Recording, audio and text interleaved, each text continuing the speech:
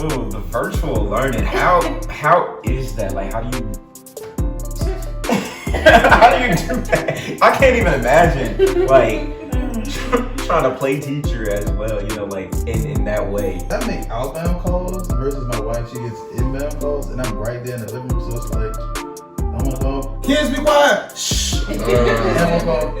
There was like a huge fuss when the WAP video like first came out. Oh my God. So, okay. A lot of parents were like, I don't want my child to have like Cardi B and Megan Thee Stallion be their role model.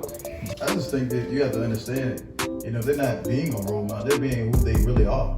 And number one, I mean, for us, it's always God first. I wish my daughter would have Megan or a Cardi B Stallion or whatever they call it.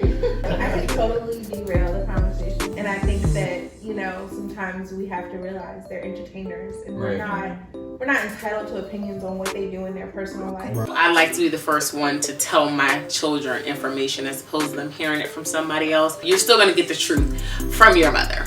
I listen to my son, and I'm like, he really into my adulthood. Because if I had kids right now, I'm gonna tell them what I do, where I be. And then I think taking from Greg.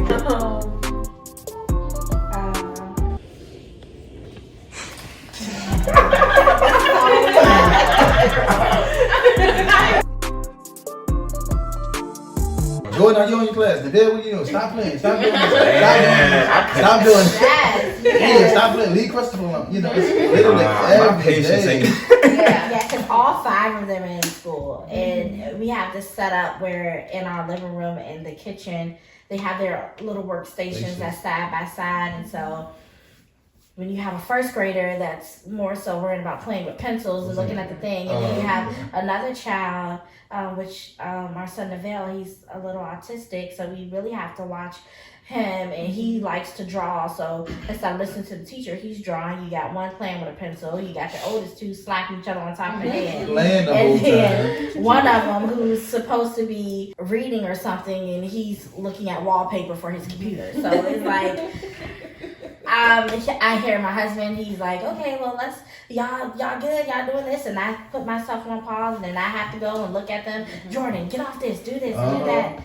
Yeah, because It can be stressful, but it then really you can have be. those times where the oldest ones are looking out for the younger ones, so they're like, all right, y'all do what y'all supposed to do. So, and then trying to It's keep them live. quiet while I'm on the phone.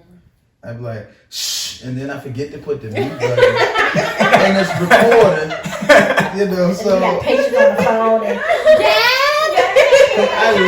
I was working from That's home. the thing. It's like if I wasn't working or trying to be a full-time Right. employee at the same time, Right. it would be like, okay, I can deal with this. But like trying to do your own thing Right. and like, you know, commandeer everything that's going on with them at the same time, it's Right. like, what the hell?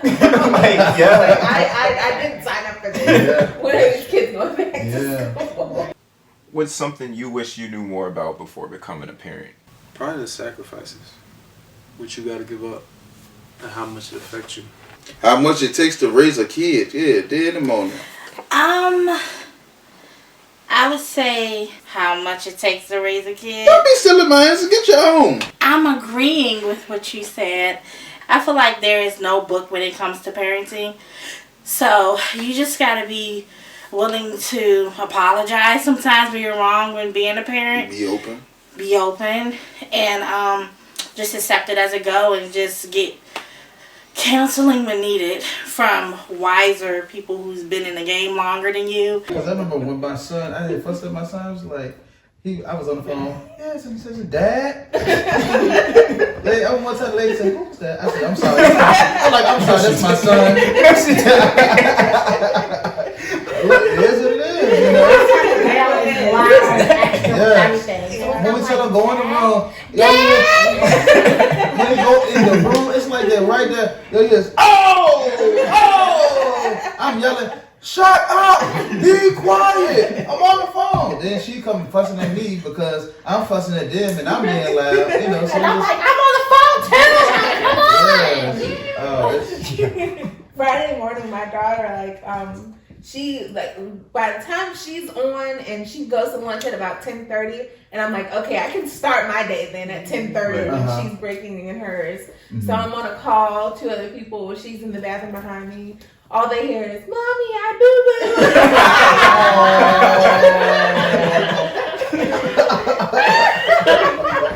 and it's constant because it's like if I don't respond, she's gonna keep saying it's like, In case you didn't hear me. I'm just like, oh, they're like, you want to go take care of that? Thank you. Yes, I do. But I have noticed with jobs, with people who are able to work from home, they're more lenient when it comes to stuff because they understand some jobs. They understand versus you having a job, you have to go in office where sometimes, unfortunately, they don't care about your kids being sick or doctor's appointments. It's either you get here or you get an occurrence from not being here. And so I ended up switching jobs during the pandemic and was able to get a permanent work from home position. And I could tell you that would have been the best thing I could have done because with me being pregnant, when I first told my old job, they were like, okay, I have a doctor's appointment. Well, we already have 3 people off, so you can't go. I'm like, I have to check on my baby. I can't not, do that. And it was more so like, okay. And then with this job, with me working at home, they're like, okay, just give us all the dates you need and we'll make sure you go. We'll give you 3 hours to come back and do what you got to do. I'm like, well, praise God. Because I would have been fired at my old job, without being able to have that flexibility that I have now because they're more understanding. And I just thank God for that because we definitely needed that with our family dynamic.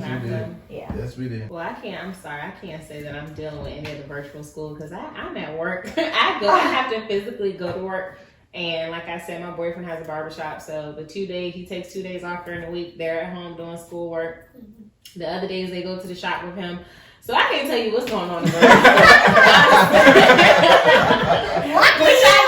but I can't stand it though because I went from being a stay-at-home mom to where literally everything kids and house was my responsibility. So having to sign that responsibility, some of it over to him, it's making me feel a certain kind of, a certain kind of way because I'm just like, I really feel like I need to be a part of this, but during this time, I really can't.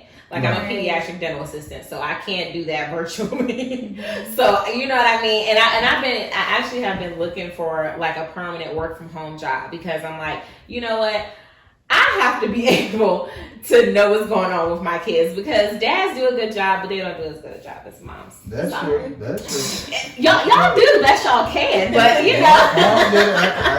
y'all do the best y'all can, but it's something about when the mom is there, you're gonna get all the information. Everything is because dads lose patience. I mean, my daughter's going home with her dad. He's like, oh my gosh, what is it? He ready to pull his hair out. So it's just like. I'm opposite. I'm always with the homework. He's more so with the homework. I've been Jordan. It's 4 apples, son. Patel, come get him. I can't. She checked the grades. I make sure the homework is stuff. I check the grades. I'm like, you need to get this up. Well, Mom, this is meant for ask your daddy. I know we talked a little bit about marriage a while back. Do you guys think marriage is important in raising children? You mean like a necessity? Yeah. Okay. Is it a necessity? No. Because in most cases, the people don't even be in a relationship to begin with.